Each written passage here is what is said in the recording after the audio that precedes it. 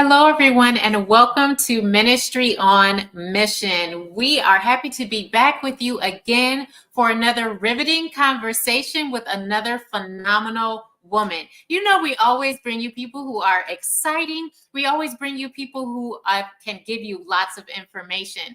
Those who are notable women who are able to help us with both our ministry and our missions.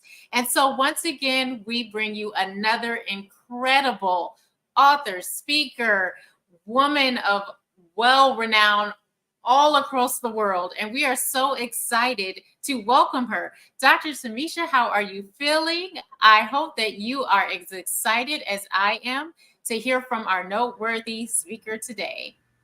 You know I am. I'm extremely excited. So, look, we have worked diligently to bring this amazing woman of the Lord on the show. So, I'm ready to hear what she has to share. But let me tell you all a little bit about this amazing woman that we've had an opportunity to meet, to learn from, and to truly grow in our own respective ministries and business from. Okay, so we have the amazing honor of having on our show Ambassador Professor Dr. Adaze Chinwe Juni Okika. And she is an educator, capacity development content developer, and knowledge management expert. Let me tell you, she is able to develop programs, strategies, and organizes education and training so that she is the executive director, okay,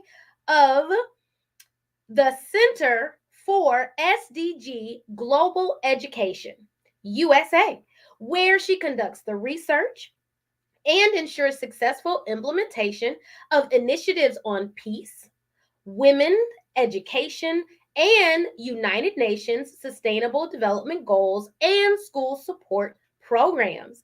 I'm so excited to tell you about Professor Ada and the fact that she is also the founder and rector of Ruth Sisters Fellowship International, a fellowship rooted on the book of Ruth with Naomi, Ruth, and Boaz as models for building character for generations through stewardship, as well as Ruth Sisters Fellowship International now has chapters in Bermuda, Guyana, Nigeria, India, and the United States. So we're so excited that we're going to get to hear more about that. And last but not least, she's also a school proprietor of children from 6 months to 12 years old. She is an author and has written 20 books. Yes, yes, you heard me right. 20 books used in schools in Nigeria, published articles on education and women in academic journals, as well as with these books and educational resources, she uses them to utilize as academic pillars of learning and advancement of growth and development. I bring to you all someone that is like none other, a very, very special person. We welcome to our show Dr. Ada. Hello. Thank you, Ambassador. It's like I see you were growing up with me all this while. So wonderful bio you just read of me as if you knew me from my mother's womb when you grew up with me up to this level. Wow, thank you so much. I'm so Oh, glad to join your uh, Ministry of Mission television. Wow, I can remember how far. I think since last year, you'll be inviting me to come to the studio, and it was one mhm. thing leads to the other. And many times we are scheduled to be there, and yet it couldn't go through. And finally, we are here today. I thank you all for what you are doing in trying to promote the voices of people from the community to pertinent issues that has to deal with humanity. And I'm glad to be here today.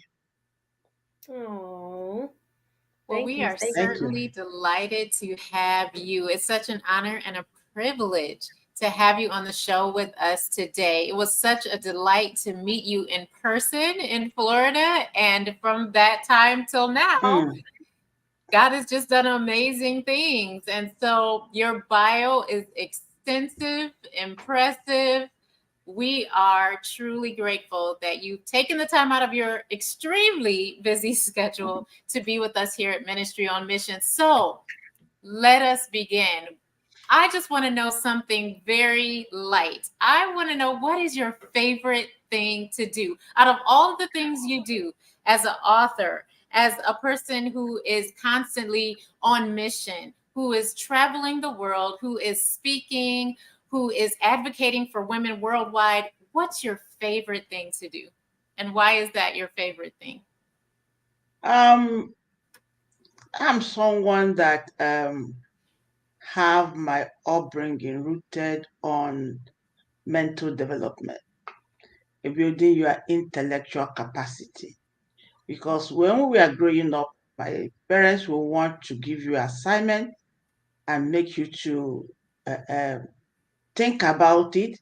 And then at the dining table on that day, you'll be the one to share what you have uh, uh, um, gotten on that particular issue. And if you find out that you copied or you are repeating someone's own, you are in trouble that night. So I grew up to develop such um, uh, uh, character, such trait in me that up till now, I love to do a research work. I love to develop initiative into content and programs. I do a lot in reading, researching, and writing, and this give me joy because when I come up with an intuition, something that is inspirational, that comes up on me, and I delve into it spiritually and intellectually and then develop it into a program. You would believe me that most of the things you see me do are all intellectual property. I hardly read documents, I hardly do research. What comes to me is what I bring out. So it's natural in me because I grew up, I was brought up developing that kind of quality in me. And I kept on growing with it, and it's now part of me. As I am talking with you, something can just come out of my mind, and the picture of it will just open up for me, and I'll begin to turn it into something that might be more sustainable, that more meaningful, and that can drive something accordingly. So that's just my passion, and it gives me joy doing that. And I don't have apology for that. I can stay on my desk for hours without even remembering food. So this is part of me. And just as people grow, you grow with your hands, with your legs, with your face, with parts of your body. That is part of me. And I kept on growing with it. Thank you. Yes, yes, we can tell. And kudos to your parents for such an creative way to bring out the creativity in a child, is to kind of make them give a presentation, a report. What are you thinking about? What's your Yes. rationale for Mm-hmm. why you're Mm-hmm. saying this right now? I love Mm-hmm. that. That's a good tip for all of those watching. Like, challenge people around you to think further and farther than their initial idea. Exactly. So, Ambassador, Doctor, Professor Ada, you work with a lot of people, a lot of women all over the world. So, would you say that you are an extrovert, a people person, or maybe not? Maybe people don't know that you're actually an introvert. What would you say about yourself? Well, whatever you see me do today, I go back to my foundation. At times when parents do certain things, they don't know how far that thing can go. Um, my mother was on labor for 3 days for me. And at the time, we are both mother and child were weak. She signed her death bond. She took a risk, and I was brought to this world. Now, when my dad came, then there wasn't anything like ultrasound for you to know the sex of the baby or the name or something. When my father came to see his first child and his wife, health and healthy, he carried me and said, "You must work for women." So he took that even before I was given a name, Adaeze Chinwe, he said, you must work for women. And he nurtured me into that, thinking that I would one day be a GYN working for women. But that wasn't the purpose of God for me. So God channeled me to be a servant, women's servant. And I'm a gender advocate. I love issues that has to do with women. And I kept on growing and working towards that. And that is why you see me more aligned to women organizations, women issues, policies, advocacies, and that has given me a name because I do that freely, you know, and it's like that mandate that was given to me from birth, even before I was named, is now nurtured into this way. My dad wanted me to be a medical doctor, but my destiny didn't go into that. So now it went through to bring me to this level that this seems to me as my breakfast, my lunch, my dinner, my bed, my pillow, and what I sleep. So anything about Everything. women. So that's just an interesting aspect of me, and people know me for. So you don't talk to. In fact, here in my community, especially in the community, or if they tell you if you want anything about women, look for the Dr. Ada from Nigeria. That's what they call me here, and they'll be look for me here. Anything. So I have passion for that, and I'm so happy. I'm fulfilled doing it, addressing concerns for women and humanity. So it's my cross. Everyone, I believe that everyone, just like our Lord Jesus Christ, will have. He gave us each and every one of us a cross. My cross is geared towards gender, women, children, education, and issues concerning them. Oh, I love it. I am. Oh, so you've mentioned multiple things that make my heart beat and sing, as you say, all day as your bread, right? Yes, things that you are just a part of continuously. You started with parenting and then moved into mothers and babies, which are all things that I love, right? And all things that I support. As working with mothers, I just want to really give kudos and a shout out to your mom. 3 days in labor, like, I tell you, oh, I I can work with imagine. mothers. She I just can took that, imagine either. it pains me. It gives me heartbreak when I remember her sacrifice. She has to sign her death bond just for me to come out. She took the risk, you know, and being first child, all those kind of experiences. So I feel bad. That's why I honor her a lot. When she passed on, I named the school in her name. I do most of the things to honor her. Even through Sisters Fellowship, I have something to honor her because she is a woman that has the quality that every woman should. One, determination. She was determined to have her first child. Secondly, she was bold, and she don't know no consequences. Now you see that in this life, especially we women, we run away from sacrifices. We don't have time. We don't make sacrifice anymore. So she sacrificed her own death, her own life to see whether to make sure that I was brought to life. I That's part of the reason why I love what I do. Is stories like that, is being able to support and assist families with those types of decisions. So I will love to hear about this story more, but I More will and not. more. Yeah, later, because that to me is just, it's amazing. The journey of birth, the journey of birthing is absolutely amazing. So thank you for sharing that, and thank you to your mother, right, for choosing to have you, to press forward, to meet the adversity, right, and to bring Mm, such a wonderful woman such as yourself into this world, who is truly making global impact and change. And so you mm. spoke some about women's groups and organizations. So could you tell us a little bit more about one of your organizations that you're working with right now? Yes, I have. As you said, I have um, a lot of organizations that are under my coordination. I'm not the founder, but I'm their consultant, especially on the United Nations affairs, the United Nations agenda. I provide education and training. I help them to rebrand their organization to suit with the purpose of the United Nations, especially towards the Sustainable Development Goals. And I help them to rebrand their missions and not that dimension.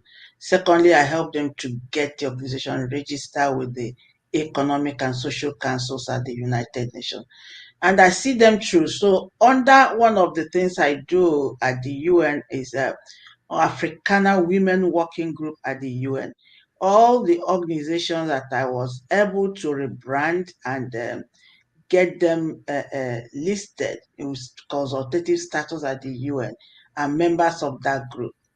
Now, why it is that I use that group to drive their mission, what I help them to monitor, to observe, to direct, to correct, and also to grow their mission accordingly. So, what I have done in these years, is more than since 2009, is, I can imagine how many years today is at the UN, is to walk into women issues. You see, when you look at the Beijing Declaration for Platform for Action, you see those 12 tenets that has to deal with the women from the Beijing Conference in 1995. So every organization that is rooted on gender, women, girls, and children, I always mentor them, educate them along that Beijing Declaration and Platform for Action. Why I do that? Because that is the bedrock of driving gender equality. That's the bedrock of all we are talking about, women. So I always want to mentor them, educate them, and train them along those tenets and enable them to build their mission in whatever they are doing inside that. So all this has been what we do, and as I always said, it's interesting. I do it with passion, and it flows out of me. At times people blame you do a lot for people don't pay, people don't like. I say, and I'll agree with them, I'm going to charge. But by the time you could say Jack Robinson, I go back to myself again. So it's if that right now people don't usually talk to me about I know one somebody from have seen what I years back at the UN and say, God, make me your manager. You see, you are giving out a lot. Make me your manager and build yourself on that. I said, okay. Eventually I forgot his number. I forgot his, I forgot what I discussed with him. I lost his number and all the rest. So I feel that this is my cross. It's my calling. It's my ministry. And I thank God that this is ministry on a mission. So it's my ministry that God had given me to drive on a mission in my lifetime. And reward could come. At least some people try to appreciate it. They also reward. They link me up to people globally. I've done that for people from Asia, from Europe, from Africa, from US, from Caribbean. I've touched almost the regions of the world, in trying to drive that. And I am so happy doing that. I'm not rich. I don't have money, but I have my joy. I have a lot to put down on my name that this is what I have done. So driving in with women is what I love doing, and I do it freely. It's like when I get to the point, it's like a horizon opens in me, and somebody speaks out. I don't prepare for what I say. Somebody the spirit in me will begin to release what people hear me say. So it's an I don't want to say it's an incredible thing, but I think it's a testament of the purpose of God for my life. I would definitely say that it is the purpose of God for your life. Yeah, Just yeah, being in meetings with you, just how you pray so fervently, how you are able to speak with a passion about what you love for these, past 14 years, you said? It's definitely a passion and it's definitely God given. And so I truly appreciate your contributions at United Nations, especially for women. I mean, as you were saying, with the Sustainable Development Goals, there's a lot going on right now. And we even notice in your background that you are a proponent for those 16 days of activism that are to, right, make sure that women are not put in situations where they are being violently attacked. Violence in several forms, in several ways, from just personal and intimate partner violence to cyber violence and violence in various forms. Tell us about what you're working on right now with that. Is with regard to the 16 days activism, right? Yes. As I said, the anyone that wants to be passionate about gender issues, about women, should have a real a thought process on the Beijing Declaration and Platform for Action.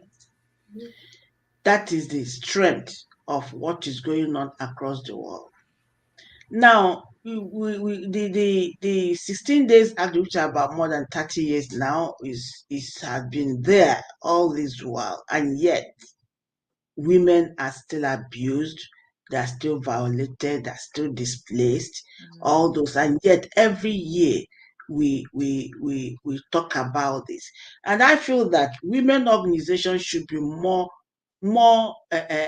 out on this initiative that was created by United Nations, because they feel the pain of women. They feel the pain right from the Millennium Development Goals. Women had been a priority. You can imagine from the Beijing conference, the fact 5 years later, the UN Women Department was established by the United Nations. And that become the gender equality, the entity that advances the gender equality issues concerning women. And when they come out in 2000, when the Millennium Development Goals came out, the 8 goals has to do with women. There is none that women is not included. Mm-hmm. And then we come down to the 17 Sustainable Development Goals and 169 target. All has to do with the women, starting from SDG 1 to the last one. It has to do with women. So you see that we women, the government, the global community have provided the platform for us to reposition, fix our issues, fix our problem, and create an enabling environment for children coming up with us, coming up after us. But the fact remains that we don't think that what is the tomorrow. Now I tell you, when I was about to get married, I was having suitors. My dad was refusing all of them. And then one day I went to him. I said, "Why is it you don't want me to get married?" I was mad. I said, "You don't want this one come. You give one reason. This one come." He gave me 7 reasons why I have to be patient and keep praying. And one of those 7 reasons said that our generation, what he told me, which is still ring bad in myself, our generation is bad, and generation after us is worst. You see, and he said, I said, "What do you mean by that?" He said, "We lack patience. We are not hardworking. We are into glamour. We are into. We don't want to sacrifice." Well, she mentioned more than 16 points. Wow. And I feel that's what we are today. We want comfortable life. We want things that will, where it's happening, but this wasn't the original foundation for us women. So time is now that women should fix their issues. We don't need to talk too much.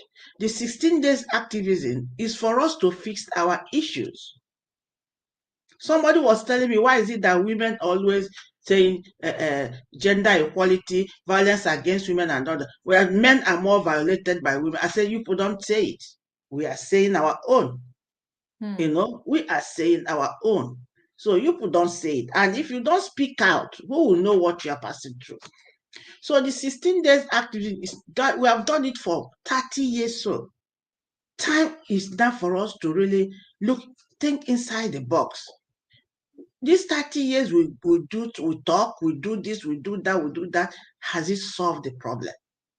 I knew in 2000 and I cannot remember the year where the UN had a whole commission on status of women on violence against women. It was everywhere.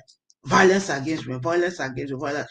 But then after that, policies were made, there was agreed conclusion, things came out. But did this stop? During the time of COVID, women were more violent. Women experienced it to their neck. A lot of women died as a result of domestic violence. So time is now for us to sit back as women. If we don't solve our problem, men cannot solve it for us. But one thing we can know is that we can't be talking about standing up on violence against women when we women violate our fellow women. So you see there's still no balance. The pH has not balanced yet. So we are still going to fix it. We thank God for the every year 16 days activism. We make noise, we do everything, but have we addressed it internally? Has women really come together to say, why has this continued? Why is this still continuing? Why can't this be put to an end? What do we do? Is it the way we talk? Is it our behavior? Is it our attitude? What is making it to increase? Because it is every day. And what's still now, it is even worse in the ministry, in churches, in faith-based organizations. Wow. So it's worse now that we have to look at what I call P, policy, education, advocacy. How do we use this to fix the issue about gender-based violence? Why it is important is our generation, the generation after us. As I said, my dad said, our own generation is bad. The one after us is worst. You can imagine the one after them, what it will be. So if we don't create enabling and comfortable environment for them at our own time, we don't know what will happen at our back. So the gender-based violence, the 16 days activism is a platform for us to really sit up and address this as women. As women, we need to find solution to the cure ourselves. And men don't have problem. If we could say, oh, our cure is a bottle of water, they will join us to drink it. Yes, they will join us to drink it. So, but the fact remains that we haven't gotten to that level, to that platform that we can come up with a solution that can be sustainable, for all women. So in my own organization, the Root Sisters Fellowship, where I tend to address, because I'm passionate about what is happening to women in religious organizations, in churches. Most women are dying. The pastor's wife are being violated and all. And I wonder, what is wrong with the Bible? Has the Bible, the Holy Book, be translated the other way around? Or is it not this Holy Book that was kept for us? Love your neighbor as yourself. So why can't husband love his wife? Why can't wife love your husband? Why can't ministry love one another? Why should somebody be violated? Why can't we see a husband killing a wife and the church is there, just keep on praying? What do we do? What action do we take? So there's room for policy, there's room for education, there's room for advocacy in order to stop this menace that is highly increasing every day. It has not stopped. So through Root Sister, we are running with our voices because we are involved. And we are rooting it on women in faith-based organizations, women ministers, pastors' wives, women leaders, women in the church. Our voices because we are involved. The policy, why I raise it, because the policy that comes out on gender-based violence is not just for government alone. It goes across all women. So when such documents come out, what do? We take it to churches. We take it to Root Sisters. They educate women. They educate those in the ministry, what they need to know. Because knowledge is power. Most of these things, we don't have the real knowledge, in order to fight or to know where to stand. So knowledge is power, and that's what we are saying, our voices, because the voices of women in ministry, because they are involved. Thank you. Oh my. Yes. Okay, so as we have been studying and sharing about gender based violence, I will say transparently, I was not aware of this movement prior to us beginning to research this more and beginning to share with more people about this. And so it is amazing to me how long it's been around, right? And not having heard anything about it. But I will say I'm excited that now I get an opportunity to see. I had already been doing in educational classes for moms and for families. As you talk about the generational aspect of it, it really brings joy to my heart because we are talking to them about the gender based wheel of violence, right? And so the different ways that people can experience violence. And I find oftentimes that individuals will say it's just physical, right? But there's really so many aspects in that. And I love how you brought out the point of how we must get to the root and we must educate others about it. And so, as I get an opportunity to talk with moms, with pregnant mothers who are directly affecting the next generation and their partners, it's interesting to discuss the wheel of violence with them, where we talk about what it looks like emotionally, physically, and what people are actually saying to one another that can be Mhm. considered forms of violence. And to see their minds begin to turn and to see them begin to speak, to think outside of the box and share with one another what it feels like when they've either been hurt, right? Or how to deal with things that have happened in their past so that they don't perpetuate that onto the Mhm. next generation. Yes. Teaching them how to create boundaries and to see red flags in relationships and situations so that they don't have to experience it, additional areas of violence. So I'm excited to share with our audience about the opportunity to be activists when it comes to gender based Mhm. violence. And Gender we violence, encourage yes. you to speak up. We encourage you to connect with the many organizations that we are bringing to the table today with Professor Ada. So, what is the best way for our audience to connect with you and the Root Sisters? Well, thank you. Before I say that, I want to just add something on what you just said. One major thing is for us to look inward. Now, if you sit back to think of the days of our grandparents, our parents, they never abused or violated. They had honor for each other. They have regard for each other. Now we are in a climate change, global warming. People think to be the other way around. Couples no longer spice their marriage. The issue about understanding, trust, and cooperation seems to be too far away. And you wonder, how did they start? Were they not in love with each other before they could say, I do? Hmm. So, and when you now say, I do, there are situations where the husband will say good morning to the wife on it, she'll get offended. So there's no more, we no longer spice our relationships. Everything's about work, three job, fund, money, bills, all those. Right. We no longer create time to rest the brain, to rest the body, to spice relationship. And this open door to so many things. It's just like what we are growing up. When we are growing up, they tell you if you tell one lie, you open the door to seven lies. Hmm. And you keep on telling lies. By the time you know it, you're already out of the box. So the couples relationship should to come together.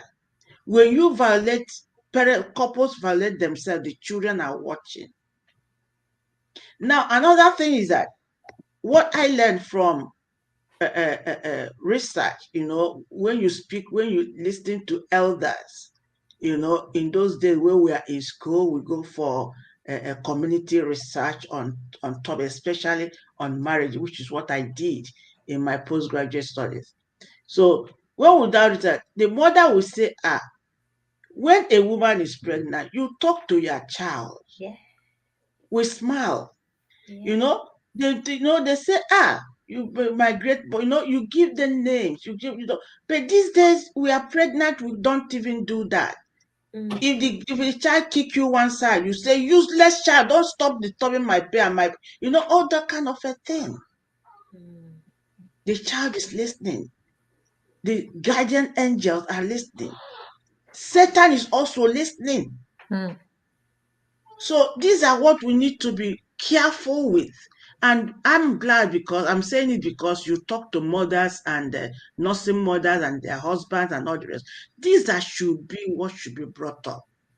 It's not about having a car. It's not about, these days, I don't know how many parents that sleep together on one bed these days. Mm. The husband has his own room, the mother has his own. When do you have time to discuss certain things together that the children will not hear? Mm.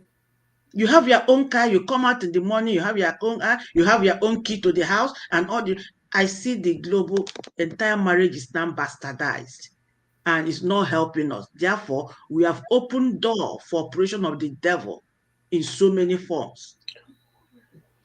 So I leave you to that as you keep on doing what you are doing for mothers and everything. Put this in your initiative, in your curriculum, that they have. Time is now for us to look inwards. Look inwards. We no longer spice relationships. Marriage are no longer spice. It's always heat, bitter, pain, anger, tension, anxiety, anger, bitterness. All those things are just growing and expanding. And when it has grown to Iroko tree, it is difficult to uproot. Mm-hmm. What will happen? It will go down to the children. The children will begin to pluck from it. So things are just happening too fast that we can't even tell what to do anymore. I say that we need to put more efforts on education. We need to put more efforts on training, talking. People don't even have time to read books. You write a book, you go to Amazon, you hardly, unless people, so people, there is no, a lot of this is wrong. That is why we have to have a pool. We have to have a pool, and put a bridge to certain things so that we can have access to something that's more sustainable. So I leave it to that, and I want to let you know that if you want to get in touch with me, Root Sisters Fellowship International, as you read, is a fellowship that we design for faith-based organization for women. And we are using the life of Ruth and Naomi as a model to educate women in ministry, pastor's wife, like you people that are ministers of the gospel. Through this platform, we put you together to educate you how to support one another. Naomi supported Ruth to the end. Ruth supported Naomi to the end. And what do we have? Right? A generation that is keeping me and you. So that is what we are either. These days, that support is going away. Rather, women now fight each other every day. So we want to talk more, and we meet every Sunday at 9 p.m. Through a Zoom. Our fellowship is Zoom, 9 p.m. And we have ministers. We pray for one another. We ask God for intervention, and then we call in our spiritual mom, Her Eminence Ambassador Dr. Archbishop Mary Palmer Flood. She's been so wonderful, always interceding for us. One thing I love her so much, that no matter where she is, she remembers that she has an assignment with her sister every night. No matter where she is. One day she was on the plane and she had to call in to do that mother touch. And I honor her so much. And we have a spiritual father in place of His Eminence, Right Honorable Dr. Philip Finn is always there for us. Anytime you call him, he say, Ambassador, I'm there. So these are the kind of encouragement we need. He remains our Boaz, and then Archbishop Palmer remains our Normie. So we meet, and then we have a sweet fellowship every Sunday, and every Thursday we have an intercessory hour where we pray together and then intercede on the altar of grace and sacrifice. Then every December during the 16 days activism, we join the global community to make our own impact. 16 days, and we are collecting videos, 3 to 5 minute videos right now. We upload on YouTube, and on the last day of the December 9th, which falls on a Saturday, we have our voices, because we are involved, luncheon, and then we are bringing men and women together to a discussion, to share their experience, to share their story, because from sharing their empty story, we empty ourselves to building a new beginning. So this is all we can do about Root Sisters Fellowship. And we align this Root Sisters Fellowship to the UN Women Agenda. We participate at Commission on Status of Women and then other things that has to do with women on the UN agenda. And then you can reach me with my phone number, 646-413-4329, or you send me email at Root Sisters Fellowship, intl@gmail.com. I do other things, but for this, I'm so passionate about women, and this is a ministry platform that I have to share more on what I do on the ministry instead of on other aspects of my commitments. Rector Ada, I am full. Thank you so much for being here. I love what you said about your concept of PEA, policy, education, advocacy. I love that. I love that. So that's going to be, I'm going to take that. I'm going to use that, just so you know. I'm going to use it now, because as the creative learning leader, I love the education part. That is the centerpiece of the P. So I'm going to use that, just so you know. Thank you so much for sharing with us today. I am looking forward to CSW 68, the Commission on the Status of Women. It's going to be in New York, I believe, in 2024. So I'm looking forward on to that. March 11th to 22nd. Yes, very excited about Ruth Sisters Fellowship International, the global outreach, just the fellowship, all of that. I remember when we met in Florida that I was taking a picture of the Ruth Sisters, and next thing you know, I was drafted. So I appreciate being a part of that. And I give every woman listening to this program, wherever you are, let our focus be on GPS, gender purpose strategy. Thank you. Good. Gender purpose strategies. You've heard it from her. You've heard it from Her Excellency. Gender purpose strategies. I love that. And last but not least, I actually looked up some information about you and found out something I did not know. I did not know that Okika is a Nigerian flower, is like a name that means like flower in Nigeria. Is that true? Am I correct? No, it means greatness. You are greater than all. Flowers and greatness. Yes. So I love that so much. And you are certainly a great woman. And we thank you so much for being here at Ministry on Mission. You have taught us much. You have left us with thought-provoking ideas and a way to contact you. And so if you are interested in any and all of these things, or even someone who can be your cheerleader, a prayer partner, someone who can advocate for your organization to help you and propel you into going into policy, going into education, becoming an advocate for gender-based violence and all the things that affect women, then this is a woman that you can certainly look up to. And I just want to thank you so much for speaking into my life personally.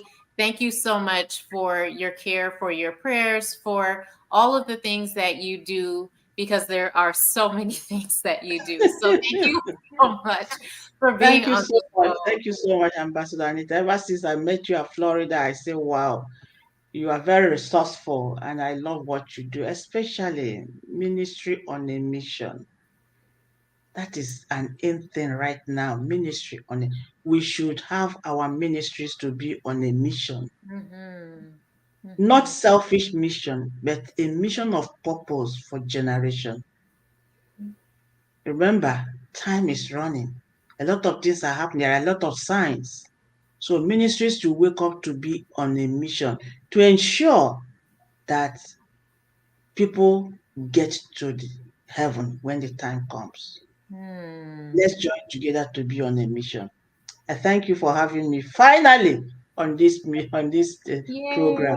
and I thank you and Ambassador Tomesha for being patient with me. I really honor both of you. Thank you so much.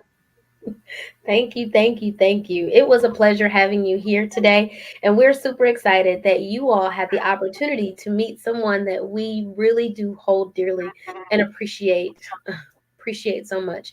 So we thank God for blessing our lives with her and giving us the opportunity to bless your life as well with Professor Ada. So as we always say here on Ministry on Mission, remember to make sure that you start your ministry and finish the mission. We'll see you guys on the And think next show. about And gender make sure, purpose strategy.